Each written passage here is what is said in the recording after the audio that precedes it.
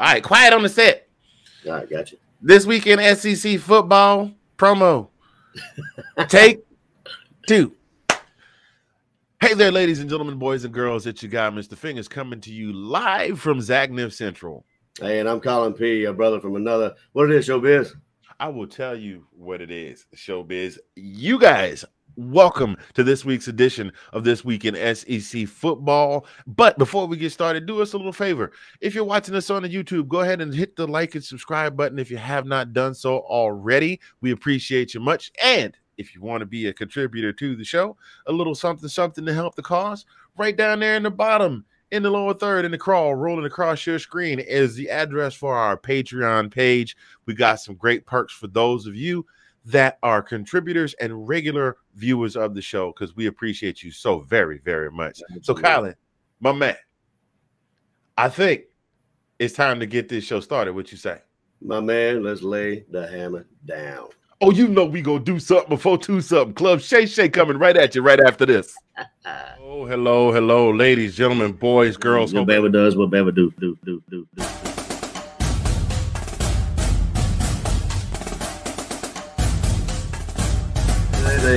They were giving Alabama, like Alabama was this, and Alabama didn't lose their 2 stars. Did not show up that day, Dude, or was it you watch the same? It's offense, more like I've noticed it's more of a passing. Hey, who knows? It might have been, might have not been. Who knows? But then again, that's why they call it football. I mean, oh man, that's definitely going on the blooper reel. Hey, you do that, boys. I think of Norbert. Oh my God, we have a dandelion encrusted rib.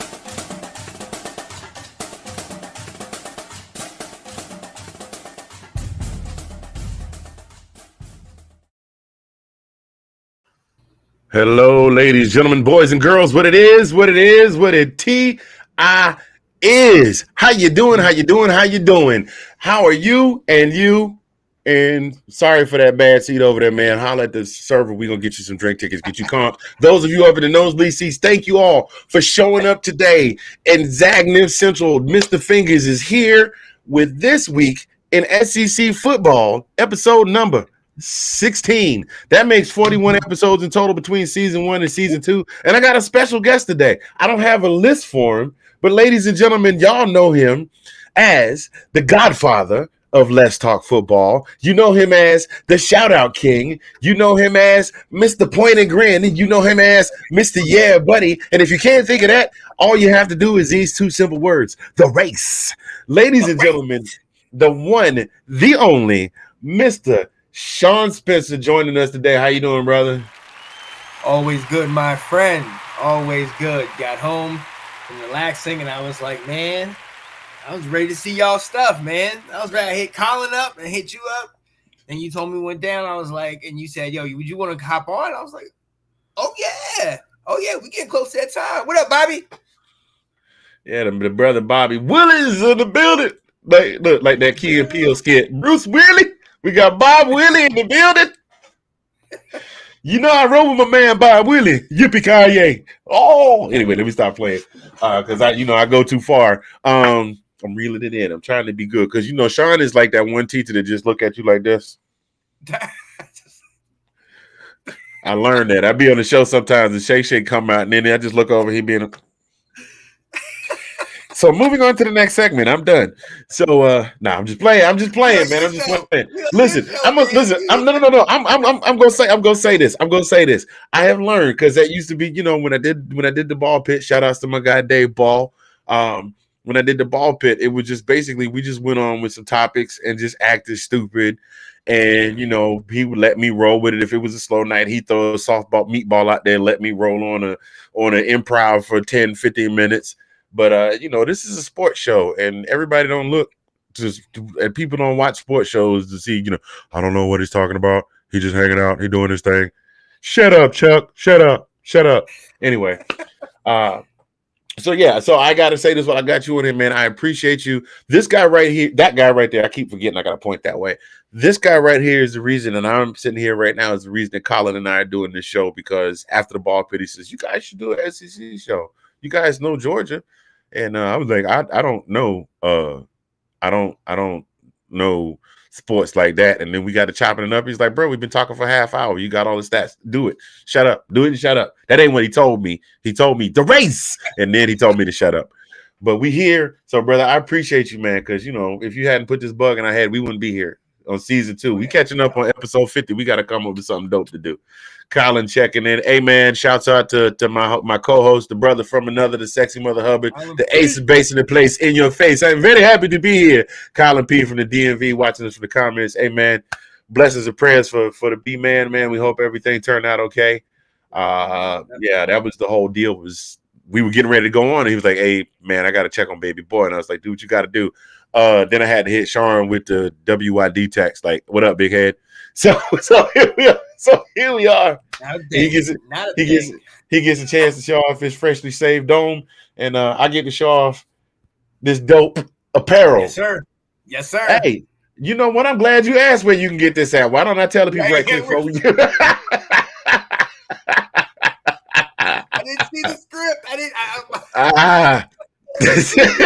Let me go ahead and let the people know where to get this at real quick before we get started. Y'all hang tight.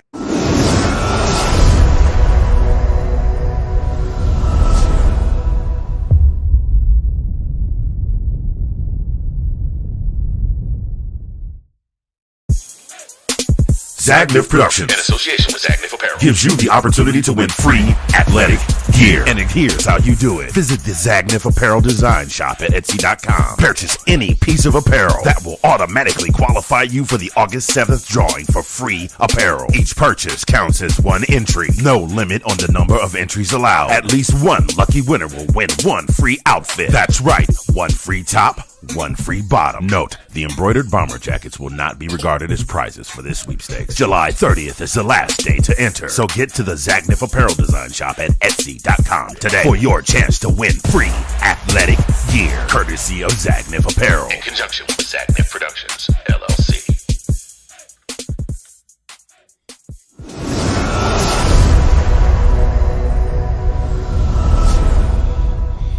As our guy Sean Spencer would say, yeah, buddy, go on over there, hit the link. The sweepstakes is still going on till this coming Sunday.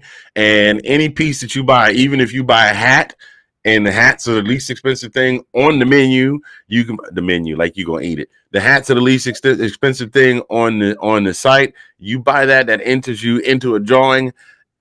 11:59 this coming Sunday, PM, not AM. 11:59 PM this coming Sunday.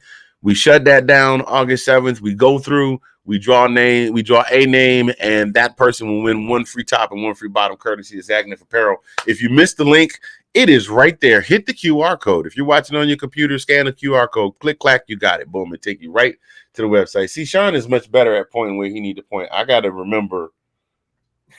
I'm gonna have to start doing the thing where I mirror my screen, but then I have to point the other way to point at you. It took a lot of time to figure this thing out, that you got to go the opposite way. Yeah, I got to point away from myself to point at the point. And Collin's over here. Right. Hey, where you looking at, bro? I don't know. I look where the teacher tells me. She saw me. I was looking at her funny, so I looked over here. Anyway, so how you been, man? What's going on with you? Not really, man. Honestly, kind of getting back in the mold. Missing college football. Missing football in general. To be quite honest with you, honestly, Catherine went to. So she's been gone for the last 2 weeks. She went to go see her parents last week in West Virginia. Parents had a couple procedures and things they had to get done, so she went and stayed with them for a week. And then last weekend, she went to Michigan. Hung out with her friend at her 40th, and went to Chicago. So she's kind of doing the teacher thing, because when she gets back in August 1st, you got to go back into school. You got to go back and start setting up the class and doing all those type of things. So she's living her best life, if you will. Mm-hmm. And so I've been just kind of here, living the bachelor life. Ramen noodles. I'm not a cook like you. I don't do that stuff. So I get the little oven pizzas, little brick oven. Put that in there. I'm simple, man. Ramen noodles, man. Yeah. You living like you locked up, won't let me out. It's a good meal, man. But look, like we doing, making these videos and staying up late. That's easy. Oh yeah. It's easily digestible at that time. I'm not trying to eat a steak at. Hey man, look, I'm past my 5th decade, so there's certain things that were easily digestible at 20 that my stomach is like, no, just no, I need the real deal. So I have to eat. I have to eat solid food or salads or cottage cheese and stuff like that. I can't do no ramen noodles at 2 o'clock in the morning. I got to call in if I do that. Be like, y'all don't want me coming in the office.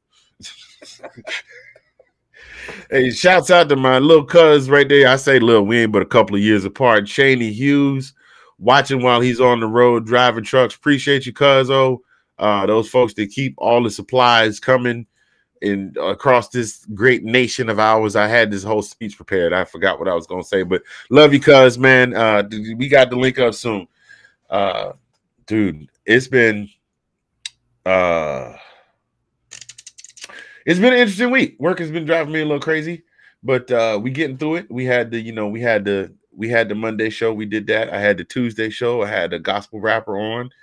Guy named Conscious. Yeah, I had a gospel rapper. I'm gonna have to do a lot of post edits though. It's something when you have somebody on and they got that their internet ain't quite straight. Fortunately, you can go back and pull a good video off the server. I don't know if yours can do that, man. Yeah, so I got to go back and do some post edits because I'd be like, so man, tell me how you became a rapper. Well, yeah, man, it was back in the day when I was on the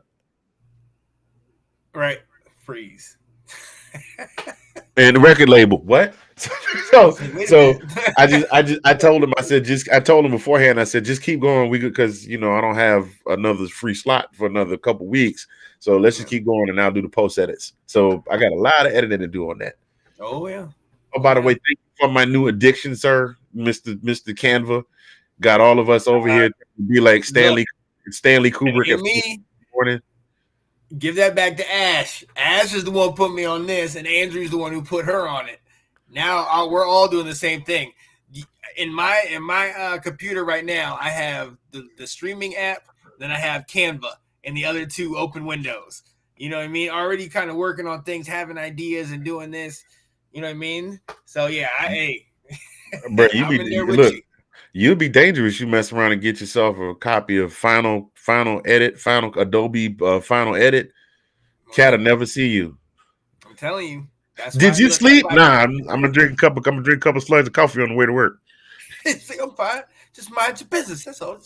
Mind your business. Mind your business. Babe, yeah, you can't leave the house with your drawers on outside your pants. Oh, they came like that.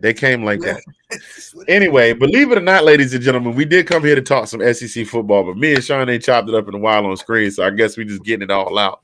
But we appreciate you tuning in. If you're watching us right now, just like the video said at the beginning, if you just happen to tune in, thank you for joining. Go ahead and hit the like button, hit the like button, hit the share button, let the people know that we're on. Hit the subscribe button. Even if you don't like what we're talking about, drop us a comment and say you guys are a couple of idiots. Everything helps the algorithm, and we appreciate you so very much. Thank you so much for watching. So I know Sean is probably the biggest fan of our show. He's the first person on, always drops a comment. Always in the comment section, dropping dimes, just Steve Nash all day. Bow, dime, bow, dimes. This week we are talking about, we've been continuing with our Team of the Week series. We're going to double up this week because we got a little behind when we got started. This week we will be talking about our little brothers to the north. Did you send this to Will? Yeah. Oh yeah, just did. Matter of fact, let me make yes. Sure. This week we're talking about the South Carolina Gamecocks. Yes, indeed, ladies and gentlemen. Straight out of Columbia, South Carolina. Last year, they had a fairly decent season. We know that they struggled. They had Steve Spurrier, who was, coming off of a couple of national championships at the University of Florida, came in and really brought that program to prominence. They actually became very dominant. They gave Mark Richt the blues. Like, Mark Richt could not figure out how to beat Steve Spurrier, either in South Carolina or on the road. He made them a team that was difficult to beat at home, with everybody waving the white towels and playing Sandstorm and all of that stuff. And then they had whiteout games. It's crazy. It's become just as crazy as any other SEC stadium in the conference. But then they took a little bit of a step back with Will Muschamp. He did garner some success his first couple of years because he still had some of Spurrier's recruits. But then afterwards, they started to have the decline. As we know, Muschamp is now on staff at, I forgot what the name of that school is where Muschamp is. He's in some school in Georgia, ain't he? Is he? I think he's in Georgia. I'm just playing. He's assistant defensive coordinator at the University of Georgia. And they brought in this guy named Beamer. Now, if Beamer sounds familiar to you guys, yes, that he is related to Frank Beamer of Beamer Ball fame from Virginia Tech. And they had a very respectable showing last season. They finished 7-6. So, I think that was more than anybody could expect for a first-year coach that's rebuilding a program. So I'm going to turn it over to you and let you have a little something to say, because I know you studied this stuff. I don't. The only person that studies this more than me is you. Well, I'm coming in. I'm coming in empty-handed on this one. What I will say is, shout out to my guy Will Kramer, our guy. Definitely big South Carolina guy. Look, they're excited about what they got. Spencer Rattler, you and I talked about him last year. We talked about all the hype that he, came into the season with, and it just did not seem to pan out on the field. And then all of a sudden, you got this young gun behind you that comes in and steals the day. You know what I mean? And he took over. You know what I mean? So he's got a new team. He's got a new area, new situation in the SEC, which is, obviously, that conference. So it's going to be interesting to see what he does. I think this situation maybe humbled him. And I'm eager to actually get your opinion on.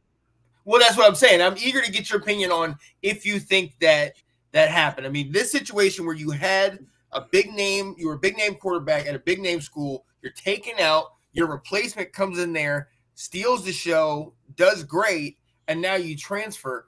Is this him being like, hey, shell shock? Now you see how high you can go and how far you can drop. Because last year we were arguing about them saying he was going to be in a Heisman contention before the season. And actually he's ranked pretty high this year to make a Heisman run. Now, I'm just going to tell you, ladies and gentlemen, if you've ever watched any sports talk show on any of the networks, not just the 4-letter, those guys get paid to bring the opinions that make you go to immediately run to social media and talk about it. Okay. None of these guys has a crystal ball. I'm the type of guy that I'm a kind of guy. I'm a watch and see kind of guy.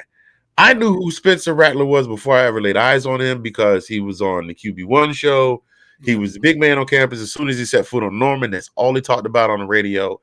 And he had a little bit of a disappointing season. I mean, he got no support from the defense because the defense was horrible.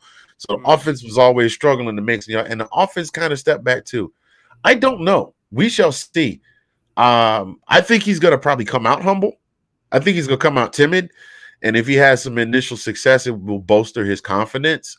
The question is whether or not he goes back to where he was when he first got to Norman. That remains to be seen. I think he's going to be pretty trepidatious this year because last year showed him if you don't produce, we will replace you. Yeah. And Luke Dottie last year wasn't bad, but he wasn't great. Right. So we shall see. I don't know. I mean, my jury's still out on him because their offense, South Carolina's offense was definitely more productive this past season than they have been in years past. Their defense wasn't half bad, but their biggest thing was conference games. Their biggest thing was conference games. That was their big fallback. They were 7-6, so their overall record wasn't bad, but they were 3-5 in the conference. So that's where they got to learn to step up. I mean, they finished 4th in the East behind Georgia, Kentucky, and the mustard throwers.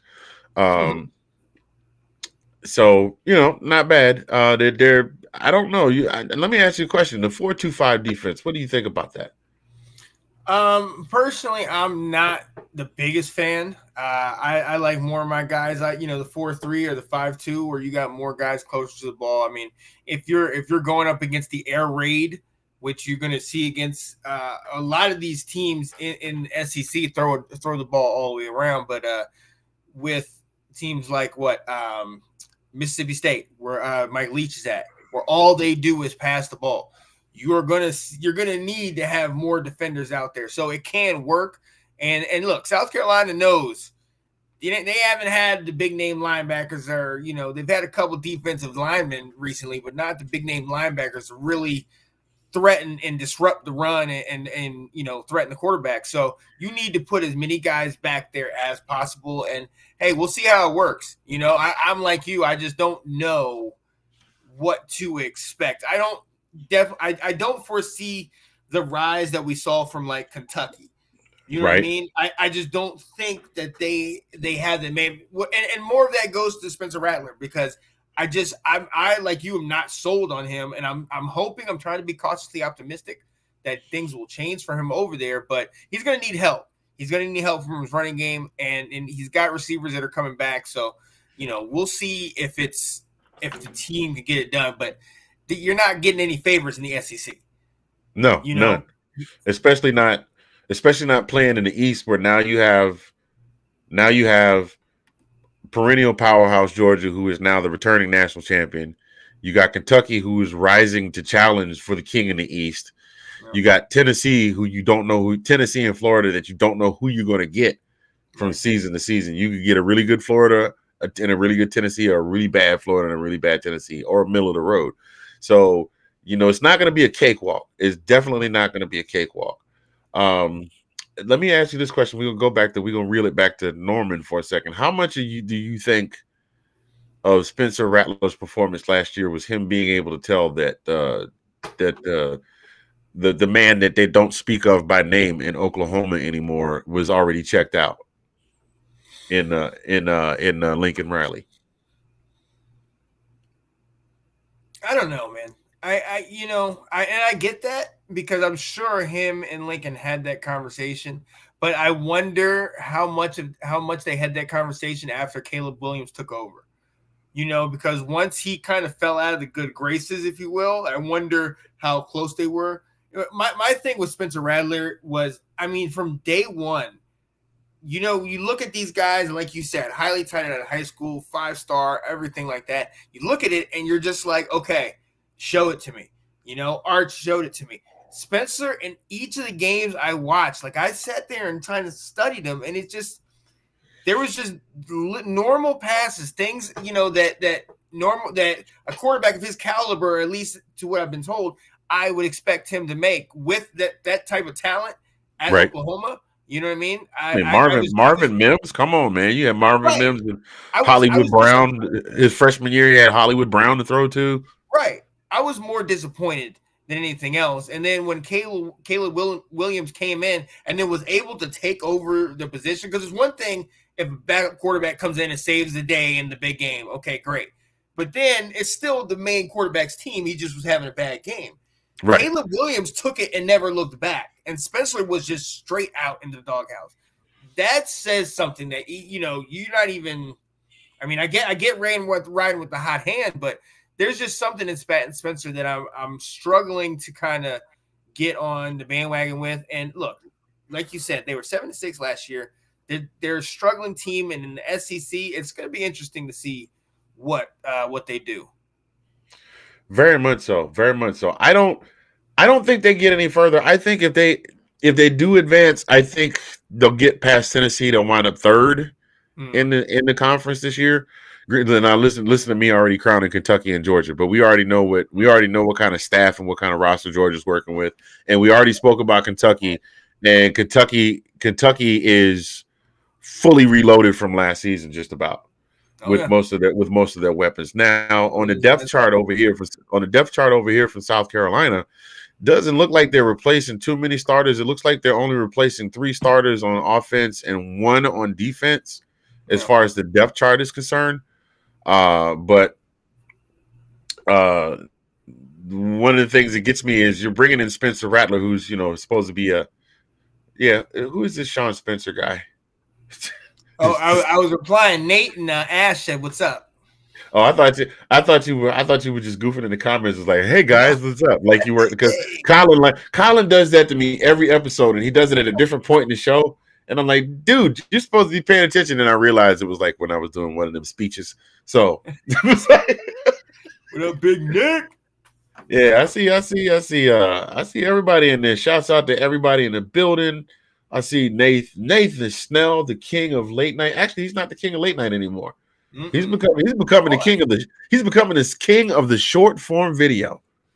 And I'm loving it. I'm here for all of it. He's doing the doggone thing. Shouts out to Ash from the Swintons Sunday morning with the Swintons. No, it's Let's Talk Football Sunday morning. What is the official name of the show? Let's Talk Football in the morning. Because it's like I give it a different name every time I have them on. But get back to what we were talking about. Because see, right back over here. The biggest thing is they are replacing. They're not very deep at wide receiver. Their depth chart, they got 6 guys. 6 starters, or the depth chart, they got the X, Z, and slot. Their first string slot is returning. That's Joyner, Decarian Joyner, who is senior. They've got senior Josh Van, and then they've got their Z receiver. That's Antoine Wells, and he's a junior transfer. They've got their 8 receivers. They got 3 transfers. So you're talking about a brand new quarterback and 3 new guys, a brand new quarterback who's got to gel with the guys that are returning, and he's got to gel with the transfers that are learning the system. Yeah. And the thing is, like, look, Van had 43 catches. He had the 5 touchdowns and over 500 yards a year ago. You know what I mean? So he is, some kind of a threat. And then you had, Joyner had, just 24 catches. These guys can build on this type of thing. But again, it goes back to your quarterback. And Nick, hey, you already know. What do you always say? At the end of the day, all the blame goes to the quarterback. And Spencer Rattler has weapons, man. In my opinion, he's got weapons. And yes, it's tough. We know how tough it is in the SEC. But there is room. You have these teams like Florida. We were expecting them to do better, but we don't know how that defense is going to be. Auburn, you talked about last week. We're hoping they're going to do better, but you saw the offseason. You want me to believe that everything is just kosher after all the craziness that, you know what I mean? So we don't know what some of these defenses can, are going to be like. And South Carolina might sneak up there. I can't even believe I'm saying this. I know Will's going to clip this, but South Carolina could sneak up there and maybe, get a couple sneaky wins, against, some of these Floridas and maybe some Tennessee. And we will definitely get into that because I got the schedule pulled up and we're going to run through that a little bit later in the show as we do every week. When we do the team of the week, we'll go through and write down our win-loss records and we'll kind of come back and look at them. We'll come back and look at them a little bit later. I just, I don't have a lot of faith in. I'm looking at the schedule. Like I said, we'll get into it. I don't have a lot of faith in them sneaking by Kentucky. Yeah. And looking at what they have on the schedule, I don't see too many opportunities for sneaky wins. I don't have any opportunity. I don't see a lot of sneaky wins. What I do see is that there are some games on here that they definitely should be able to go in and go, sit down, we got this. Okay. We'll get into that a little bit later on. You were talking about their roster. We also have to talk about their running game. Their running game was not uber dominant. And so unless they're finding out a way to shore up the running game and they're just going to be completely dominant, they're going to be completely dependent on the pass. They're really going to have a jam up and jelly type pass game because if teams start figuring out that you can drop 5 or 6 in a box and dare you to run the ball because your running backs aren't, amassing that many yards. Although Kevin Harris did pull up 660 last year. He was their leading rusher. Now, let's be honest, though. Their whole offense was pretty rough.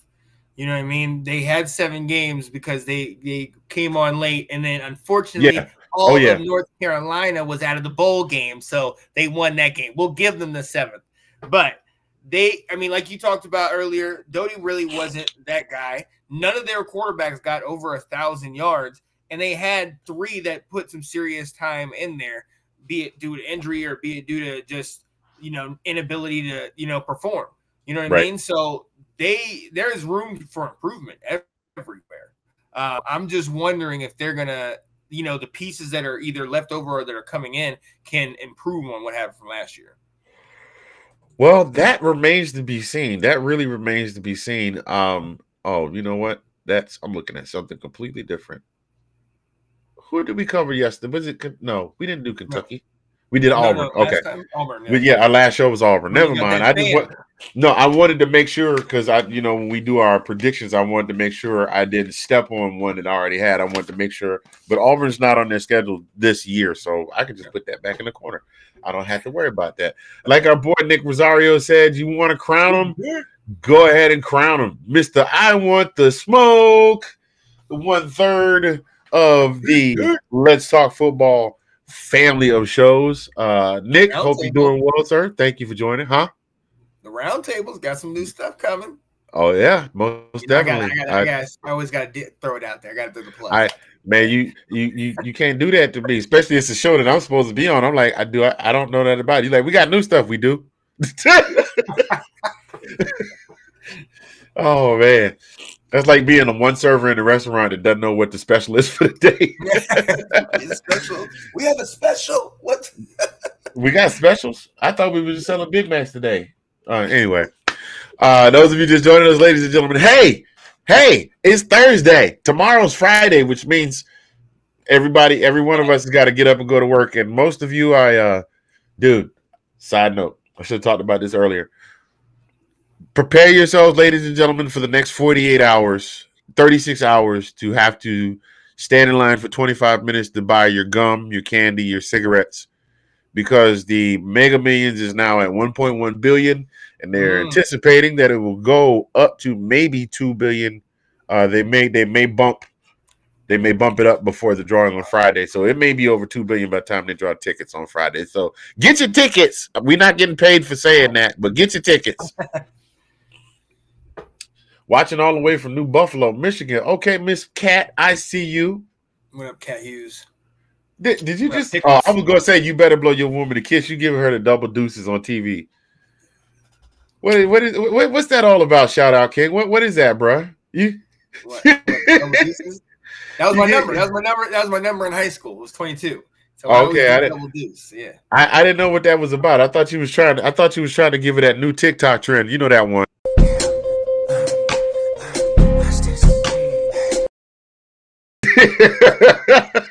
You knew it was coming.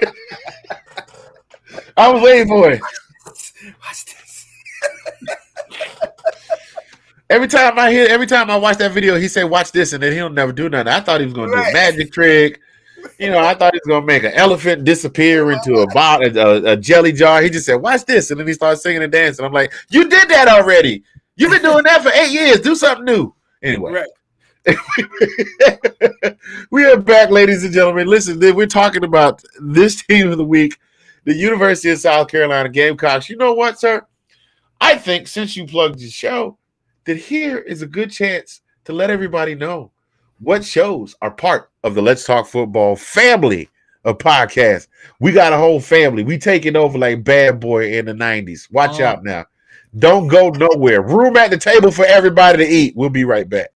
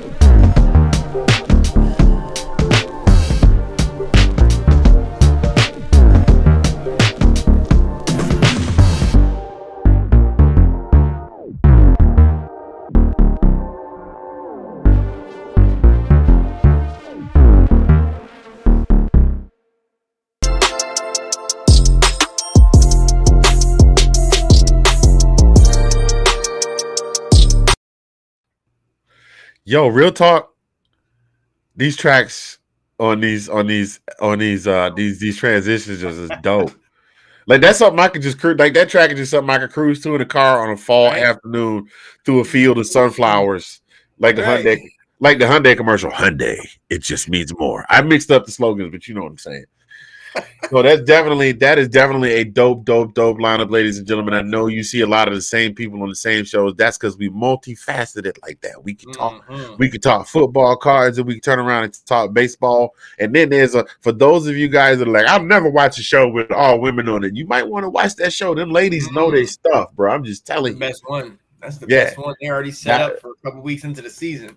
Yeah, they already doing their research. They ain't even week one. They already doing their research. They gonna come. You listen. I guarantee you put any one of those 4 women in a room with a group full of guys, and they get to talking football and stats and stuff like that, and then be like, "Yo, what y'all know about football?" And then have them start spouting off, and then each of them peel off into their own little look. You had Janae and Ash, like the Wonder Twins. They just hit you with the double duker on the Dallas, and then you got Kate that's got like all of the Michigan Wolverine stats plus every team Tom Brady has ever played for, dating back to like kindergarten.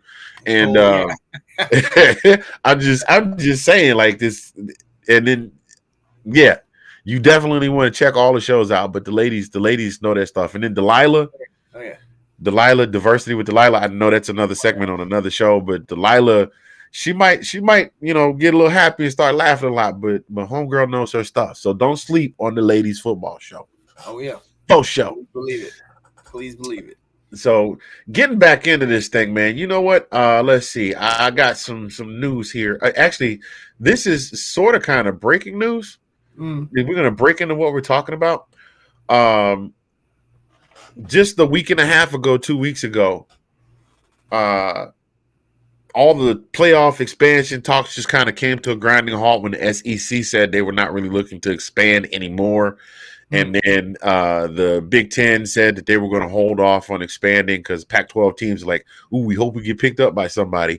And Big Ten said, we're going to kind of hold off and we're going to wait and see what Notre Dame's going to do. And Notre Dame's like, oh, this means I'm holding all the cards. Y'all don't know I got the big joker and the draw four and the draw four. So we got you covered. But the other issue that people were talking about, which was playoff expansion, the talks are open now. They're open again, and they're saying they're open to expanding to 16 teams. Cool. One of the stopgaps for the progress on this was the SEC commissioner, because he's one of the biggest proponents of, okay, we get it, conference champion or whatever, but I'd rather see the best number of teams in football versus the conference champions, because there have been some conference champions that, they beat everybody in their conference, but then they show up and they get, right. I won't. It comes down to any given Saturday. It comes down to any given, and now this gives more teams an opportunity to maybe have that one lucky game. I don't think if they're trying to do this to settle the debate of who is the best team, I don't think that's always going to happen, because you don't always have the best team win it all.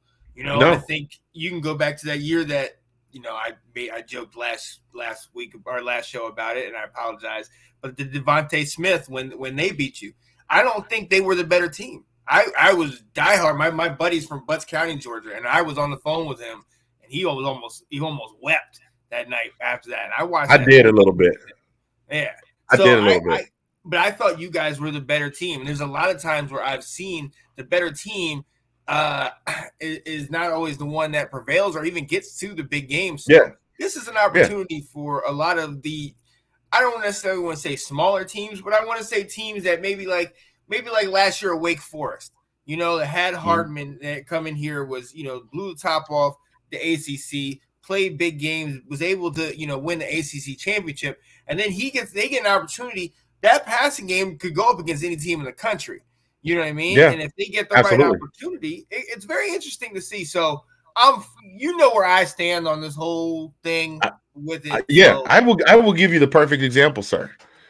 For the last 2 years, for the previous season, the previous full season before COVID, during the COVID season and last season, up until about mid-season, one of the most slept-on teams in NCAA football wasn't the team we're talking about right now, but they were from the same state, the Chanticleers. Yep. And they said they had a game canceled. They said BYU said we'll play you, thinking they were going to get an easy game, and they got. Matter of fact, BYU got again this year by the Chanticleers, I believe, or somebody else got by them, and they were one of the best teams in football. Yes, they're a smaller team. Yes, they play at a smaller conference. Yes, they don't have the same recruiting, but those guys were fundamentally sound, and they played hardball. They showed up to play until the whistle blow with that intensity. See, the thing is, they're led by Grayson McCall, their quarterback. I mean, he had 27 touchdowns and 3 interceptions a year ago. You know what I mean? So this guy has been leading them for the last couple years. You've seen what he did against Zach Wilson. I mean, we saw that. They beat them. Right. He outdueled the guy that was drafted, second overall in last year's draft. You know what I mean? So this guy is poised to do great things. He's definitely one of those guys when they talk about these big quarterback draft classes that are coming up. He's definitely one of the guys in the mix, but it's going to be interesting to see what they can do because, like you said, they are essentially the little brother. Right. They're not even a little brother. They're like the little. They're like the little second cousin. Yeah. So it's like but the thing is, I would rather see a Coastal Carolina, or a Cincinnati. Like with Cincinnati took Georgia to the wire in the Peach Bowl. You understand what I'm saying? I want to see those teams. Don't get me wrong. I would love to see Georgia win a championship every year. And you know what? Whenever an SEC team wins the conference, even if my team's not playing, unless it's Florida. Just saying. I to see an SEC team win and then go SEC. Vandy, please check in. We just want to see you win just one time, so y'all can get some bragging rights. But at any rate, that's all well and good, and yeah, it's great for ratings. But you know what also is great for ratings? When you see a team that's not supposed to beat the juggernaut, take them to the wire. For reference, see Auburn versus Alabama, Iron Bowl 2021. 4 overtimes. Huh? They weren't supposed to win. That's the kind of stuff I want to see. So if you got a team that's won their conference and they're 9-3 and they look pretty mediocre in 5 of those wins, but they won 9 games, so they won their conference, so they get a slot. And you put them up against a UCF and UCF knocks them in the head, that's must-see television. That's what I want to see. And I think that's where they're going with that. And actually, Greg Sankey was like, yeah, I'm all for it as long as we get the best teams available, regardless of whether they're conference champions. And for a conference commissioner to say that is telling to me as to how badly because the Power 5 conferences are going to make their money anyway off the TV deals, off the TV deals and the revenue from sponsorships. Let's do this thing and get everybody excited about football again. That's just my 2 cents. Who's not excited about football? I playoff football. No. Look, I get it, and my stance has always been, you can't lose the bowls. I've never subscribed to the Microsoft Bowl or the Insight.com Bowl. Don't matter because those kids go out there, their families, bypass Christmas and the holidays to see their kids potentially play. And especially now in the era where you have all these kids that are leaving and saying, I'm not going to play in the bowl game. That's more for these other kids to get that opportunity. I love the bowls. But this 16, man, look, we're going towards this. We're going towards eventually. It's coming sooner or later. 64. Right. We're going to go to a final March Madness type deal. And it's going to break it all the way down, which might not be a bad thing because if you remember, most teams after like November, and that's their last game. And then they don't have another game for another, month or so. This might expand that out to where they might have to continue playing. And then you have these teams that sometimes they're just completely cold. They haven't played in a month and a half. Right. As opposed to this other team that just had their conference championship a week or so before, and they're coming right into this game, and they're still hot, So I think this will definitely even up the playing field, and I mean it can only be for good things. I hope. I don't want to lose like what you're talking about, like the underdogs coming up and shocking the world. This no-name Zach Calzada is a prime example. Nobody knew who this guy was. I remember watching Texas A&M play Colorado, and this guy got hit so hard, knocked himself out the whole nine, came off, and is one of those heroic come back in there. And he was, he was not the main guy, but he had to build a team. This team that Colorado was terrible, and they were going to upset Texas A&M, and he drove them down the field, and that's when he earned their respect. So when I saw him beat Alabama, I had seen him earn the respect of his team. It didn't surprise me as much that they beat Alabama, not because obviously the talent disparity was there, but it was the fact that there's something special when you have a unit that has come together and they believe in something. You saw Auburn, they believed that, it's not about what all the pundits are saying. It's about, I believe we're going to make this happen. So, they definitely believed it. And God, could you, I know those boys slept real good that weekend. Oh yeah. Because they played, they left. They did not take anything back in the locker room with them after that Iron Bowl. Mm-hmm. They were spent. That defense, that Auburn defense, that much maligned Auburn defense, just beat Alabama in the mouth for 4 quarters and 4 overtimes. Yeah. Yes, Nate, even Maryland. I saw you comment. Nathan Snell, this guy. Nate, look, we got to figure out a way to introduce Nate to Clark Lee so the two of them can, because them boys love to dream big, don't they? I can beat Mike Tyson.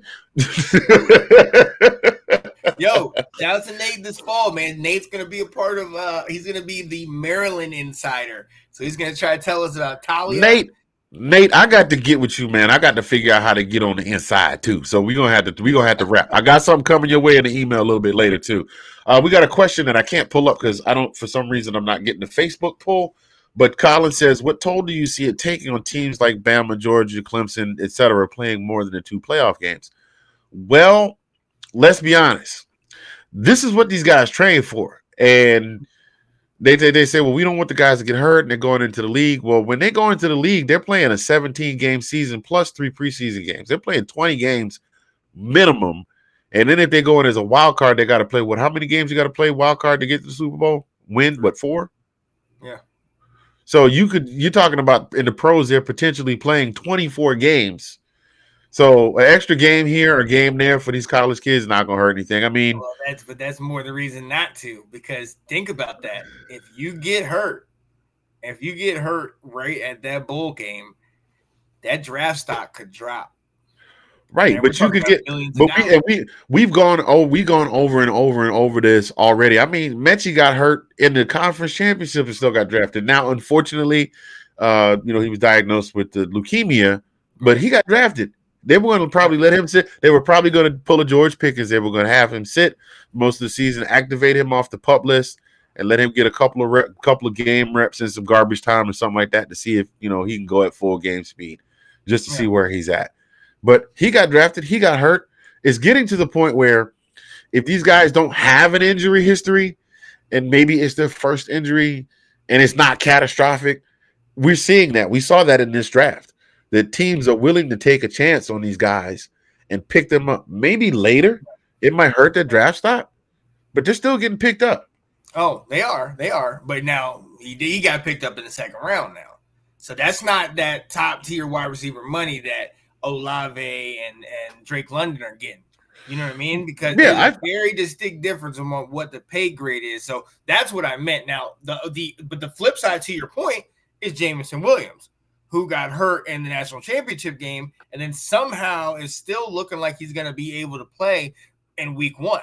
So you're absolutely right when it comes to that point, because it's like, okay, well, wait a minute. These guys are getting healthier quicker. It's just it's very interesting because, to Colin's point, more games is going to mean there's going to be a higher risk for injury. These things will happen. Then it comes down to what matters more. If you're because right now we all know if you're not in the Final Four, then there is a certain culture that's like, what are we really doing? We don't really care. There's not all the schools, but there is a couple schools that it's like, a lot of our guys might not even show up, that type of thing. Right. But if you now know, like in March Madness, you got one shot, and your one shot could lead to another shot and another shot. You know, it gives these guys more of the desire to want to do this, and I think this is good for the game. I think so too. I mean, I've argued ad nauseum. I've used the phrase "quitting on the team" a few times last season or earlier this year at the start of season 2. Quitting on the team, and yeah, I mean, and I can only speak for me. If it's me, and I know I'm not going to the league, and I'm a senior, I know I'm not getting drafted, but we got a bowl game. And I'm doing everything I can to get ready for the bowl game. And the star quarterback decides he's not playing because he might be going to the draft. I got no love. Or I got no love for him. You know what I'm saying? Or I'm a junior trying to maybe make the draft. Huh? What if he's going like top 5? I'll get generational money, and that's when it's kind of like I will get over that later, and we could probably squash beef. True. But for me, you know what I'm saying? I also hey, bro, we said we ride together. You know, all season long we ride together, we die together, bad boys for life. And now you got the bag coming. It's like deuces. You know what I'm saying? And also, what game is it? Because if it's a national championship, he's not going to do that. You know what I mean? Right. No, I'm just talking about a right now a non-playoff affecting bowl game. Oh, maybe even a New Year's 6, because you see a lot of dudes opted out of New Year's 6 bowl games. They got New Year's 6 bowl games they opted out. So my one last chance to play in the spotlight, and my right hand man, my ace. Nah, I'm out. I'm gonna get that back. You know what I mean? That to me. I get it because as a football player, you know, I wanted to go to my last battle with all the guys we had, one last hurrah. I'm absolutely on board with that. But then I look at a guy like Christian McCaffrey, who has been littered with injury issues since he got in the league. But he didn't play that bowl game. He opted out of the bowl game because to get to the draft. He got picked where he got his money, and now it's not so bad that now he's not playing as much because he already got paid. And that's where I'm kind of like, okay, now obviously hindsight's 2020. We didn't know he was going to get hurt when he got to the league, but at the same time, now at least he's taken care of, as opposed to like that guy that gets in like the 3rd or 4th round that, you know, like you said, where it was like this quarterback may or may not be going to the draft. Nah, dude, get over here. Like, nah, because you can do enough after this game to work up your draft stock or go to the combine and do that. Right. You miss out on playing with us, you're being selfish. Well, here's my thing. At the end of the day, this is what it boils down to. Because we analyze it. You know, going into this game that it is a violent game. At any given point, from the time you play your first Pee Wee game to the time you hang up your cleats and retire and pick up your bust in Canton 5 years after you retire. All it takes is one missed block, one misstep. Somebody left the football tee on the field, the kicking tee on the field. One wrong misstep on the AstroTurf, something like that. Anything, just something absolutely freakish, and your entire career could be done. Yeah. Because the nature of the game is violent. It's just like boxing. You go into boxing and say, well, I mean, you know what I'm saying? People say, well, it's a shame what happened to Muhammad Ali. And now to be completely honest, in Muhammad Ali's case, Don King had a lot to do with that. Oh yeah. But I heard Rocky try to sneak out. Just bring out Rocky, man. Don't let me sometimes, is there anything greater than standing toe to toe with your guy across from you and saying that I am? It's not about how hard you can hit. It's about how hard you can get hit and keep moving forward. It's about how much you can take and keep moving forward. That's how winning is done. I didn't realize Rocky was coming out. He must have been trying to sneak out. But you said boxing. He was like, oh, hey. I fought Apollo Creed a few times. That guy can hit real hard. I'm in Oklahoma City right now. It's like 100 and hell degrees. I almost fell out when they were filming. That's a true story. He did pass out. Oh snap! He's filming a movie up in Tulsa, and I didn't realize he was 76 years old. Dude, you ever want something to sober you up? Somebody that you watch is like being one of the most indestructible people on the face of the planet because of all the movies is pushing 80. Oh yeah. Oh yeah. Oh yeah. And what how old is Steven Seagal? Ain't he up there too? Steven Seagal should probably be in his 70s too. Wait a minute. Is Steven Seagal still alive? Don't make me Google it. I thought he passed away. Unless he passed away recently. Is Steven Seagal still alive? Maybe he is, and he's just been out of the spotlight. Nah, he's still alive, but he's 70. Yeah. He's 70. And Arnold is pushing 80 years old as well. Mm-hmm. Come on, do it now. Get to 80 now so we can have the cake and get in the chopper. So, yeah, but like I said, at any given point, in any given point in time, if you are participating in any sport that requires you to be exceptionally athletic, you could be done. Joe Theismann. Now, Alex Smith, of course, with the medical advances, was able to come back, but he was never the same. At any given point in time, the kid from Rutgers who now has to live in a wheelchair for the remainder of his days, about 10 years ago, I cannot remember his name, but he took a bad hit and he's paralyzed from the neck down. There's another guy that goes around. He's a public speaker. He took a bad hit to his shoulder. His left arm is completely dead. He will never be able to use that arm again. You chose to play. I can't remember. I'd have to look it up. But I've seen him do his motivational speaking. Like his arm, and he's a black guy, and the nerves in his arm are so dead that he had got no pigment left in his arm even. Like that arm is just dead. But you made a choice to play a sport that you know is violent at any given point in time. And I know everybody thinks they're 10 feet tall and bulletproof. Everybody thinks that till the first time they get hurt. I was playing ball. I played ball all the way up to middle school, wanted to play high school ball. I never forget, I went to tackle a dude. I thought I was the baddest kid. I thought I was the baddest dude on the team. I was like maybe 90, 100 and some odd pounds soaking wet, playing linebacker. Caught a guy slipping off tackle. I had a beat on him. I laid my whole full weight into him. He shook me off like I was nothing, and I could not feel my left arm when I got up. Oh, and my mother said right then, "You gonna play the piano and you're gonna be a doctor and you're done playing football." Well, and needless to say, I'm not a doctor, but I still got a piano over there. But so at any given, my pops even playing at Savannah State separated his shoulder. Yeah. So but the point that I'm saying using all those examples is, yeah, you want the money, but at the same time, team is still a team sport. Football is still a team sport. Supposed to be. I get it. I'm gonna quote my man, $1 Million Man, Ted DiBiase. Everybody's got a price. I'm sorry. Look, I'm on board with you. I'm 100% on board with you, but I'm just saying we have been blessed with great parents. We live great lives. There's other people that haven't come from that, and it's like you were giving them a lottery ticket. And it's like, look, if this is an opportunity, if I don't play in this game, I could potentially. That's all I'm saying. I can understand where they're coming from. Me as an old football guy, dude, I started with you. I want to end with you. Right. To me, it's gonna hurt me.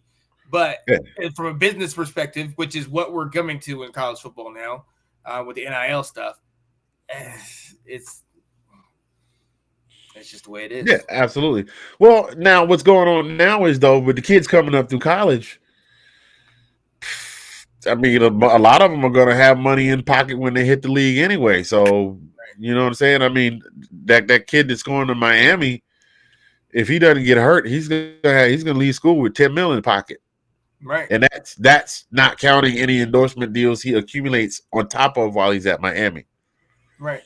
So you got a different breed of kid coming now because a lot of them will already have bag by the time they get to that year when they're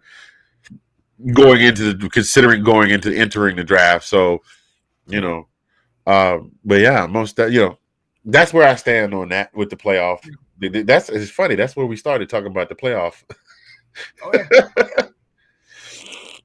Well, I think we're going to move back into our next segment of This Week in SEC Football. We're talking about South Carolina Gamecocks. We kind of veered off to the side a little bit, talking about potential playoff expansion to 16 teams. But before we go another further, Sean, there's one guy that we haven't talked about today. Who's this? Yeah, you know the guy, your boy with the head and the beard and the kids and stuff. Yeah, with the thing. Yeah, and he's doing a thing, and we want to let everybody know the thing that he's doing. The thing. Yeah, that thing. Yeah, so you guys say that. Well, I thought I did. Come on, man. What are you doing? No, what am I doing? What are you doing? Get out of here with that. Get out of here with that. Hey, look. You get out of here. Hey, listen. I'm gonna play the thing. You run out the prosciutto. We'll get together. We'll, all right. You guys stay put.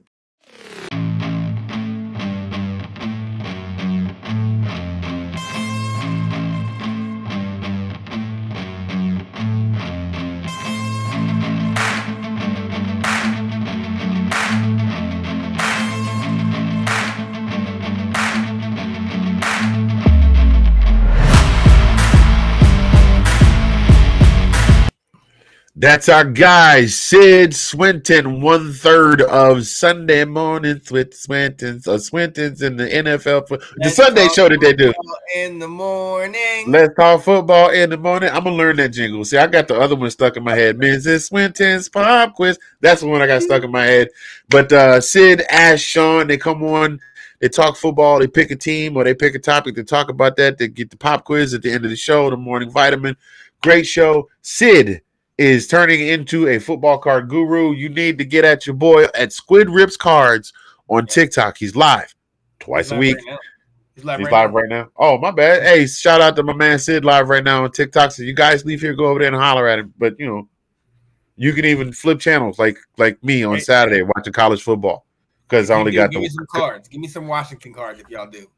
Okay. That's my guy. You need a Timmy Smith card? Do you have one? 2,204 yards in the Super Bowl. Still, to this day, the most rushing yards in a single Super Bowl game. Oh, man. My God. I think that's a record. I think that's a record that's going to stand for a long time because a lot of teams are not run heavy anymore. They're not running. Right. You're absolutely right.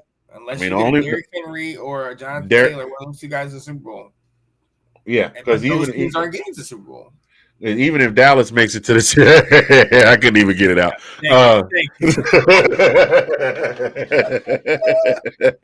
I'm not even fake laughing.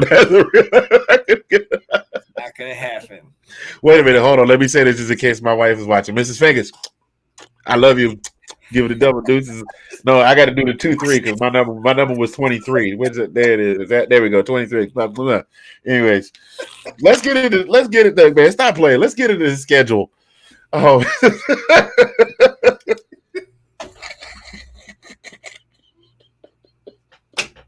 We want Dallas.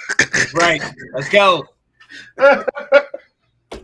Oh, ladies and gentlemen, Mr. Fingaz will be sleeping on the couch tonight. Anyway, the 2022 schedule.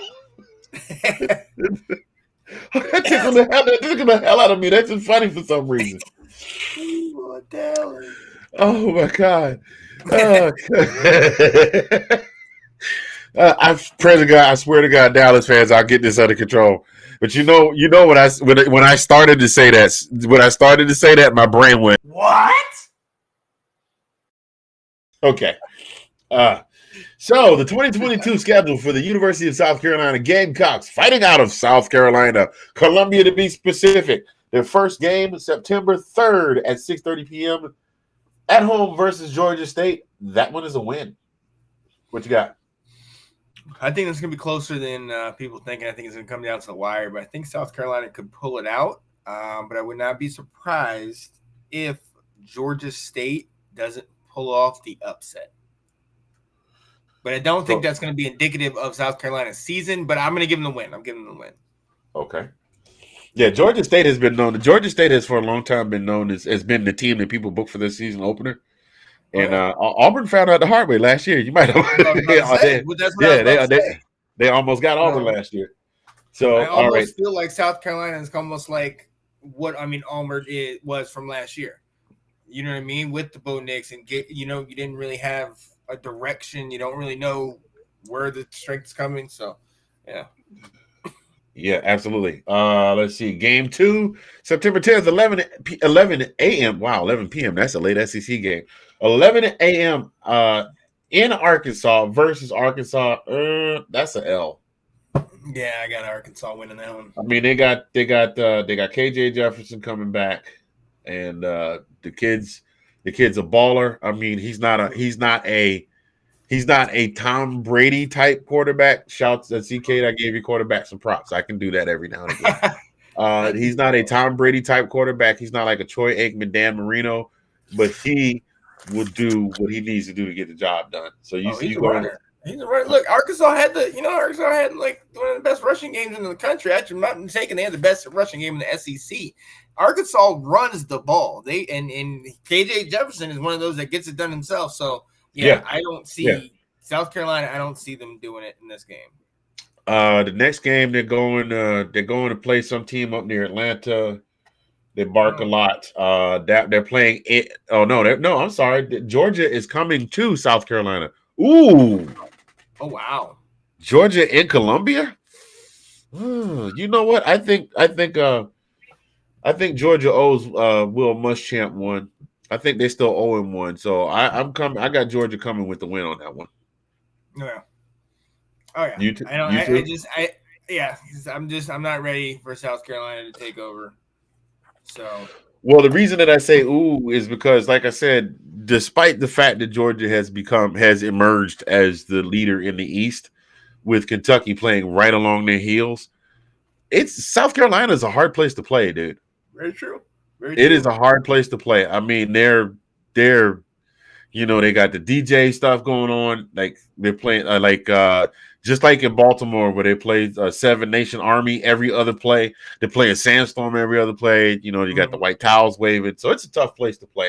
But I still think Georgia. I don't think they have it this year. And this is not there's going to be one major upset in the SEC, if not another. But this is not that one, and this is not South Carolina's upset. I don't think they're going to be ready to handle y'all. Yeah. I don't see that one happening. I don't see the returning champions giving that one up. I had to look and see what this abbreviation was short for because all it said was CLT, and I was not going to make a faux pas during the live show.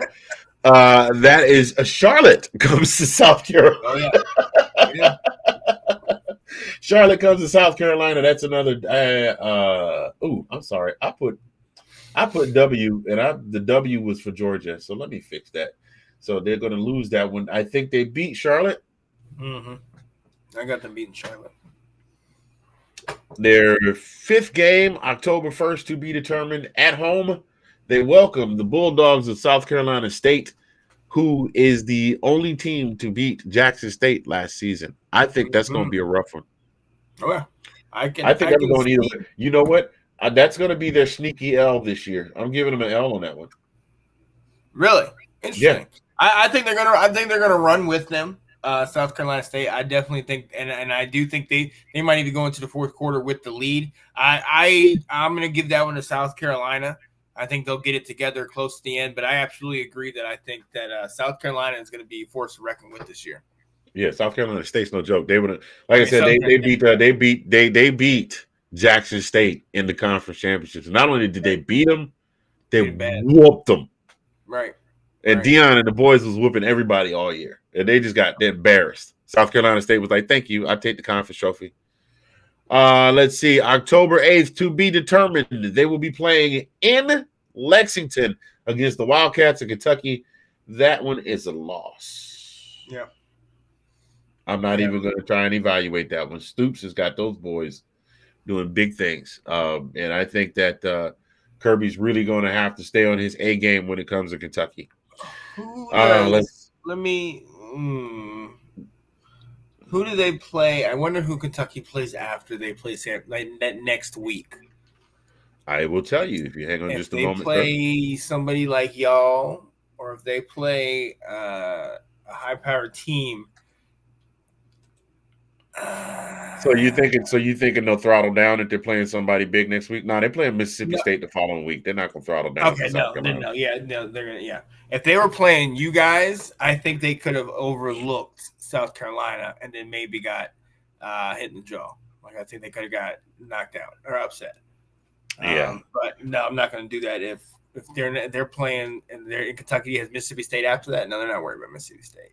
So no, not at all. That's definitely a loss. The following week, they will welcome the Aggies of Texas A&M. And let's see, who is Texas A&M playing the following week? You just gave me something to think about. I hadn't considered that. The following week after Texas A&M plays South Carolina, they're playing Ole Miss. Nah, I think Texas A&M is going to beat them at home just for grins and giggles. I got A&M winning this one.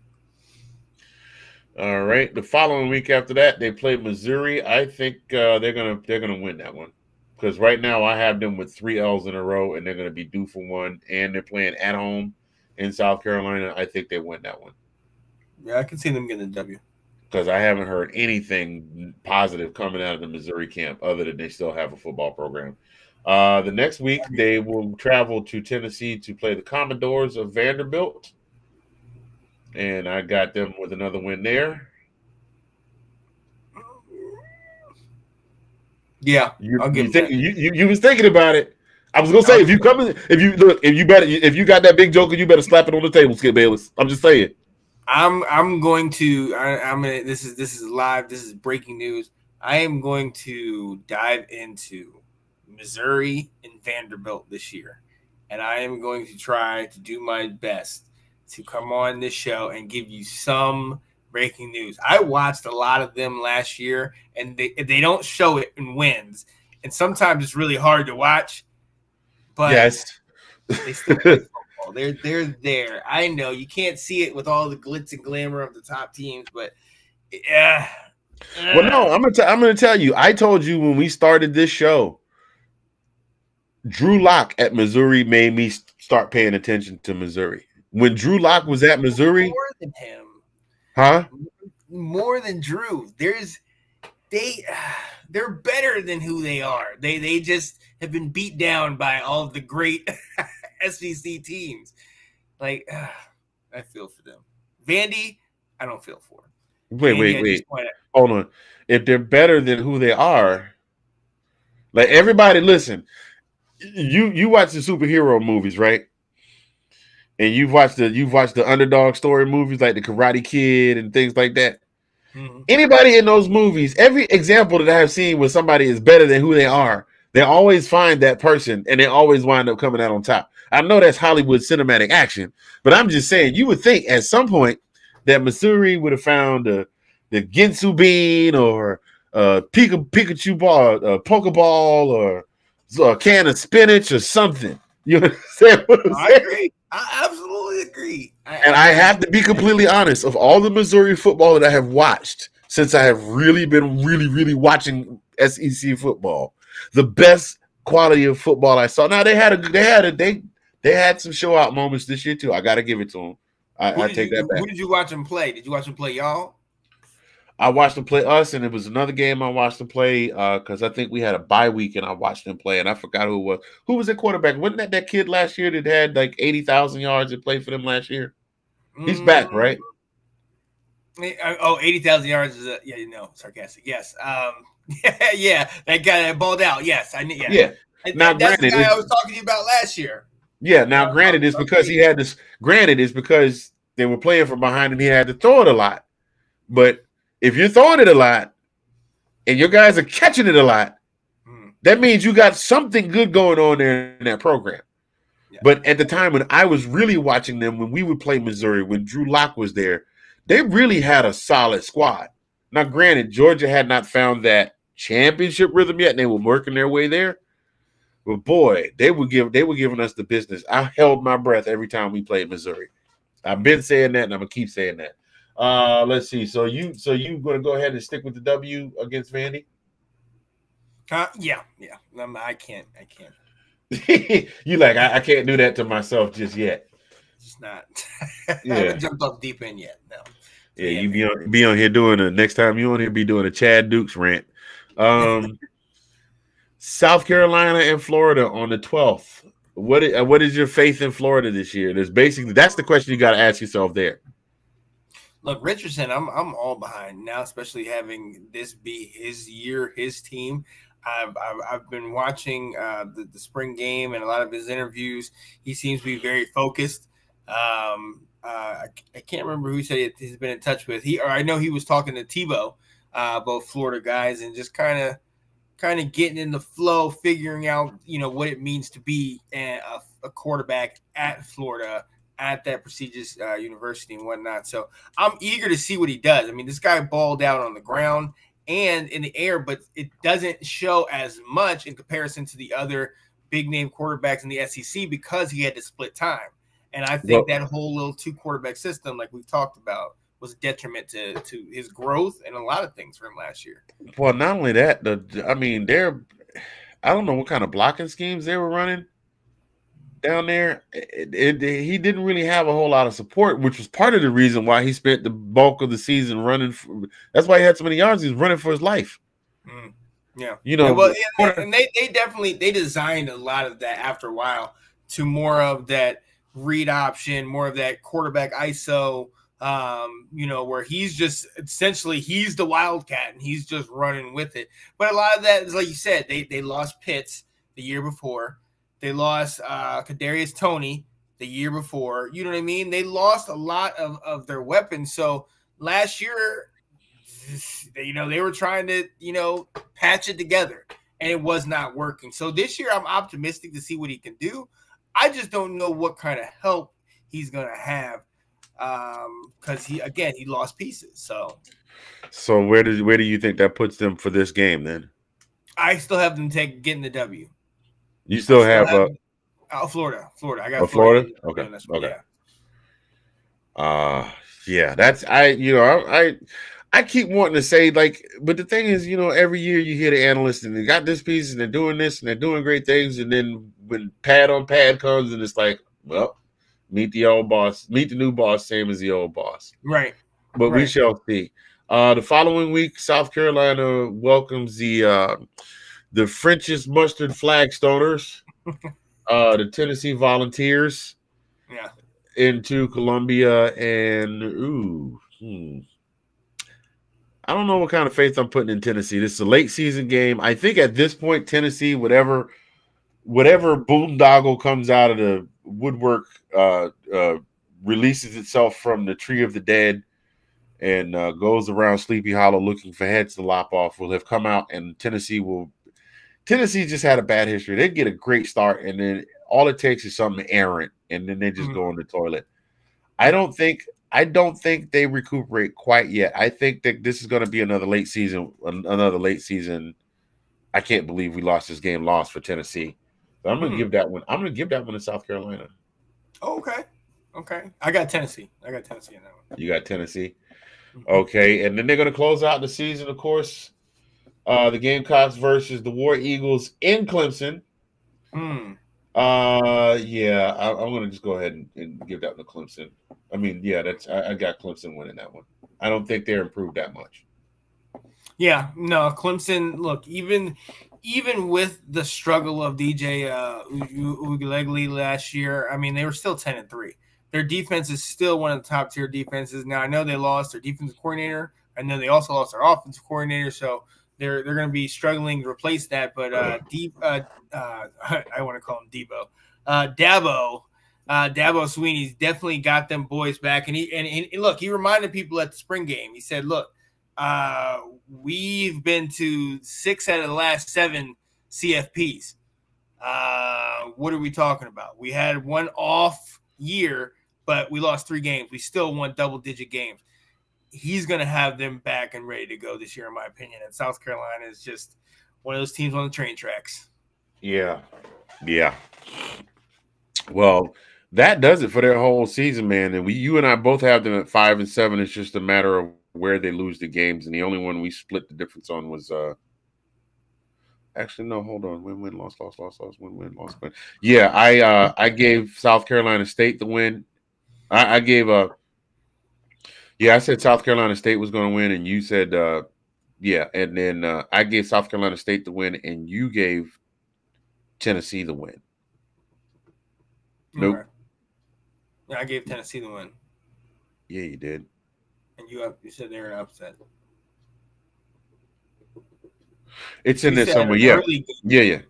Yeah. Those two. That's pretty much where we diverged. Everything else we're in lockstep on.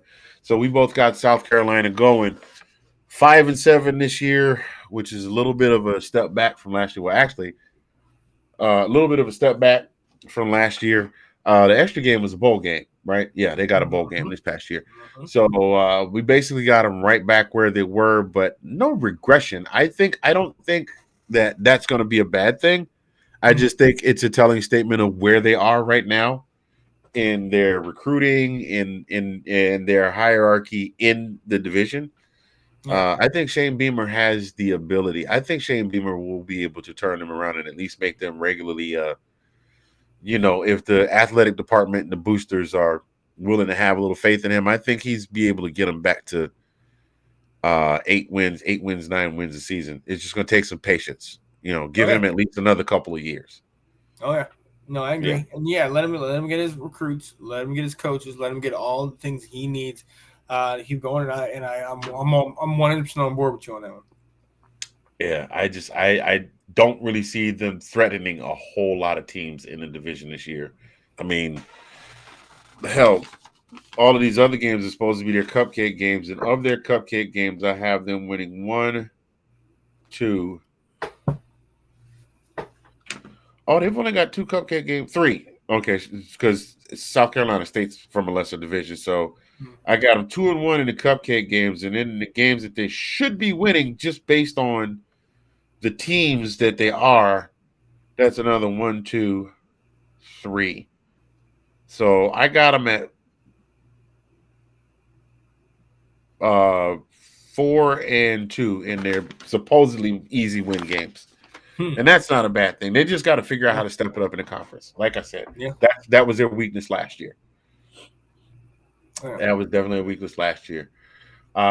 So, ladies and gentlemen, we're going to move on to our next segment. We do thank you for hanging with us so far. This is our last segment of the show. Unlike everybody else's show, this is not everybody's favorite segment, but it's our last segment of the show. We're working on it. We'll get it there. We're working on it. We're going to get it there. The 2-minute warning. And Sean, I'm going to take it. I'm going to send it to you first and let you kick us off with your 2-minute warning, sir. I don't know. Let's just put the best foot forward. You know what I mean? We both come from, 2-parent homes with, parents that, instilled in, the value of being a good person, treating people respectfully, loving the Lord, and, knowing your heritage, knowing your people, just, really, honestly, man, just put the best foot forward. Be the best you that you can be. You know what I mean? Even if nobody else likes you, when we live in the clickbait age and the age of the likes and the shares and the subscriptions and all that nonsense, do this as if you're not getting any kind of attention. Do this as it's only you and the camera and the reflection in the camera, and just do the best you can do. I don't want to be cliche and, dance like nobody's watching, do all that. No, just put out your best foot. You know what I mean? One of the things I know you probably got this too. If I'm walking out the house, growing up and, my hair's not done, my mom, get in here. You ain't going to sit here and disrespect my name by looking all nappy and all that stuff. Comb your hair, get your stuff right. You are representing all the people around you, but you also are representing yourself, man. Have some pride in that. You know what I mean? So put the best foot forward, even if it's nobody else is paying attention, nobody else is spotlighting you. You do it for you. Because at the end of the day, married or not, in a group of people or not, it is you. You open your eyes. You look at yourself in the mirror. Be the best you can be, man. Like, simple as that. Facts. Fact. That's a bar. I had a partner when somebody said something dope. I had a partner that when somebody said something dope on his podcast, he's like, "That's a bar." With my little chintzy air horn sound effect right there. Sean Spencer, ladies and gentlemen, with the air horn, with the 2-minute warning. My 2-minute warning for the day is I don't really have one because I didn't really have time to think about one because we've been, Collin and I have been kind of recycling a lot of the same things and they all tie into each other. My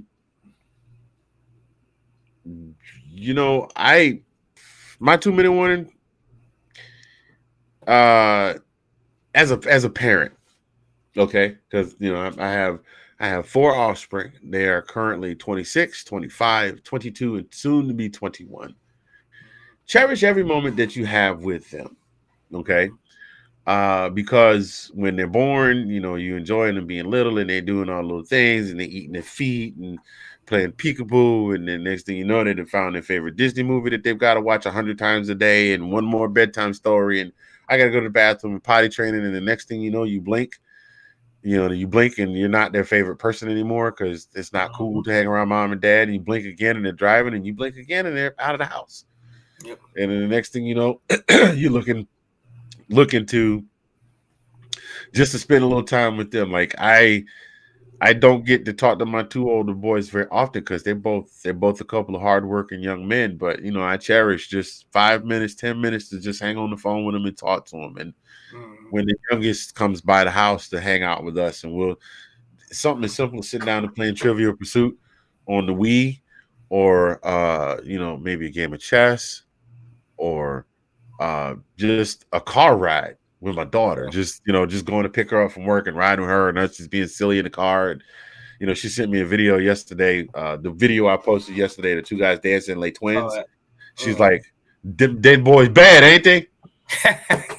Them boys bad. I said, "How do you do that?" I've been watching them do that. I've been watching them dance.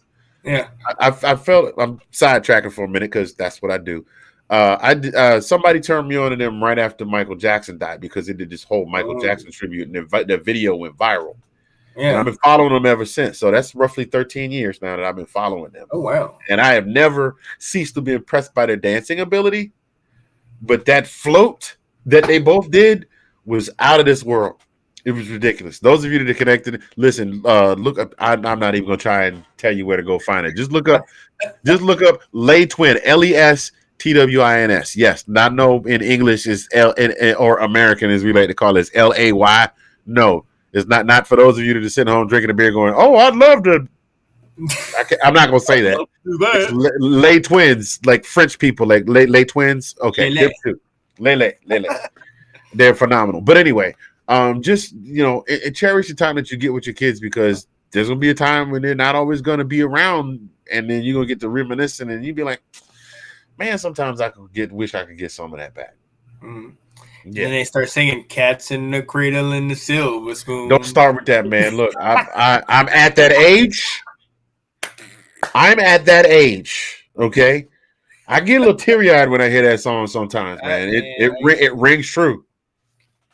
Because that's what I did when the kids were little. I worked. I mean, I might not have had a lot of money, but from the time they were little, because when the boys were born, I was in the Army. I was always gone. And then when the 2 young ones were born, I was hustling, trying to get these shows. And then when I stepped away from karaoke, I was working for the post office. And then, so yeah. Now that I have this job with this time where I can get off and do stuff at night and hang out, it's like, well, that was in the room, that one's not in the house, this was them 2 in Georgia. It's like, Yeah. So yeah, definitely make sure you take that time to cherish that time you have. Oh, yeah. Absolutely. So I like that. Yeah, so that's all I got, man. So, Mr. Sean Spencer, I want to thank you for joining us today, sir. Yes, sir. I sincerely do. I appreciate you being here, man. I know we did show the video earlier, but just let everybody know, where they can find you at, to those folks that are not familiar with the entire Let's Talk Football family of podcasts. Oh, yeah. So, hey, look, ladies and gentlemen, like you said, I'm Sean Spencer, one half of that dynamic duo that is the Let's Talk Football, with the brainchild of this whole thing is Let's Talk Football, myself and Janae Struther, which is Monday night, 6:30. Also followed by your guy who's going to be on Monday nights too, talking college football, talking this stuff. Got Tuesday nights. Anthony Handy will be on that one. The round table with Nicholas Rosario and Delilah Crespo on Tuesday nights at 8 p.m. Eastern. Wednesday nights, 8 p.m. Eastern. Washington Football Weekly. Myself, Will Kramer. The diamond of all of these shows is the Thursday night show. The 4 ladies are on the show. Let's Talk Football Ladies Takeover that Anthony Handy alluded to earlier with Delilah Crespo, Kate Alverson, Ash Swinton, and Janae Struther. We're off on Friday, but that's because I know. Oh, Anthony, I think you're going on Thursday. So, but Andrew, no, we're just gonna do Thursdays up until the fall because we're fitting in the team of the week. We'll go back to our regular just once a week. Okay. Yeah, because we want to step back and let the ladies get all the shine. Oh yeah. Oh, no doubt. So, but then you got on Friday, you got Andrew Faubert. He's doing his thing, but like Anthony mentioned, we're all kind of meshing in the same kind of circle, semicircle kind of thing. Saturday, Let's Talk College Football, where we're going to do a lot of what Anthony Handy's doing, kind of touching on everything, previewing all the games, and then we're going to hit you back on, I believe, Monday or Tuesday ourselves, kind of giving you a recap and kind of diving into a lot of that stuff. And then Sundays, we got 2 shows. Let's Talk Football Sunday, starting at 10 o'clock, going until about 11:30, then or about 12, we'll see. And then from 12 to 1 o'clock is Let's Talk Fantasy Football with David Wright and the Swintons. The other one is with myself, Nicholas Rosario, Nathan Snell, and the youngest reporter in the game is Dylan Walsh. We got a lot of stuff going right now. We're doing Let's Talk Football season preview series, getting with a whole bunch of different people, kind of getting them in there. One of the ways that, I got you in on the draft, but one of the ways that I really got you kind of being like kind of an associate like with Let's Talk Football was doing the season preview series where we talked about the Falcons. That was just over a year ago. Like literally, I thought it was a draft show. That was the introduction of Uncle Shay Shay to the Let's Talk Football fans. We couldn't, honestly, to be quite honest with you, I don't know if I've ever told you this. They heard more than I did. I really couldn't hear much of anything from the guest because it was already loud there, and I had the wrong headphones and everything. So the first time I really sat down with you was when you and I did the one-on-one interview. Right. Yeah. Right. So, and it was dope. And again, man, I'm just gonna say this. I do sincerely appreciate you for kind of pointing me in that direction because we knew the ball pit was going away, and I was like, well, I guess I just kind of hang up the podcast thing and maybe I'll do some Indian Unsigned. But now I'm all stoked. I'm doing Indian Unsigned again. I'm in the middle of season 3. I jump on and guest on Let's Talk Football. We got the round table. I got the folks from Bucks Reporter hitting me up on Thursday nights. I'm sure I'm gonna get a message in a minute, like jump on the stream. So you kind of reawakened that joy that I had when I originally was doing that. So I sincerely appreciate it, Doc. I do. Oh yeah, and no doubt. Yeah, and oh, by the way, I've been ending every show with this, and I'm gonna keep saying it until the time comes. Today is Thursday, and exactly, if I'm counting it right, 4 weeks from today, I will be at this time of night. I will be sitting at the Backyard Grill having dinner, waiting on my man Benji to show up and set up for his karaoke show. Because on that Friday, I will be hosting the finals of the Celebrate Fairfax Karaoke Championships, which the winner will walk away with $1,500. And so, yeah, man, bro, look, it's worth looking into. Start working on your karaoke library now. You might get you one because one of the guys that's in the finals. His song was Gasolina, and he killed it. And he brought his family with him, and he was killing it. His family was like, "Dame más gasolina." So he did all right. That's one of our finalists. As a matter of fact, shout out to our 3 finalists: Mr. Kyle Wright, Mr. Bruno Espinosa, and Miss Ashley. Doggone it! Now I feel bad because I got to look her name up. Ashley, I'm so sorry. I looked all y'all names up. I'm sorry, not Ashley. Hannah Johnson. Hannah Johnson. See, I was way wrong from the giddy up. Miss Hannah Johnson, Okay, let me go back and do this again because I'm going to clip this out and I'm going to do this for later. I'm going to be in town in 4 weeks for Celebrate Fairfax Karaoke Championships hosting. And I'm laughing because I messed up the last take. But congratulations to the 3 finalists, Mr. Bruno Espinosa, Mr. Kyle Wright, and Miss Hannah Johnson, who will be competing for the crown of this year's Fairfax County Karaoke Champion. Yeah, 4 p.m., 9 p.m., Thursday, August 19th, Tyson's Corner, 8508 Leesburg Pike at the park at Tyson's Community Center. Come see your boy. Having said that, Mr. Spencer, you got anything else for the good of the crowd before we get out of here, man? Hey, man, thank you for letting me sit in here with you. Thank you for letting me take this place of the great Mr. Collin P. from the DMV. Shout out to our guy. You know what I mean? Can't wait till this fall, baby. Yeah, well, that's all we got for today. And since Colin's not here, we're not going to do our traditional closing. So we're going to do the Let's Talk Football deal. Except I'm going to start it off. So, ladies and gentlemen, I am Anthony Handy. I am Sean Spencer. And this has been This Week in SEC Football. We will see you this coming Monday. Stop laughing at me. We'll see you later. Go Dogs. Tar Heel.